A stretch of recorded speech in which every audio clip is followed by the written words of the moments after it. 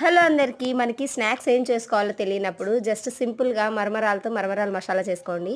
క్విక్గా అయిపోతుంది 5 మినిట్స్లో అండ్ చాలా టేస్టీగా కూడా ఉంటుందన్నమాట. జస్ట్ లైక్ బూందీ మసాలా లాగానే మరమరాలు బౌల్లో వేసుకొని దానిలోకి వేరుశనగపప్పు శనగపప్పు యాడ్ చేసుకొని సన్నగా కట్ చేసిన ఆనియన్స్, పచ్చిమిర్చి, టొమాటోస్ ఇంకా కొత్తిమీర వేసుకోవాలి.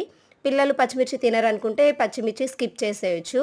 అండ్ ఆ తర్వాత దానిలో సరిపడా సాల్ట్, కారం, చాట్ మసాలా కూడా యాడ్ చేసుకోవాలి.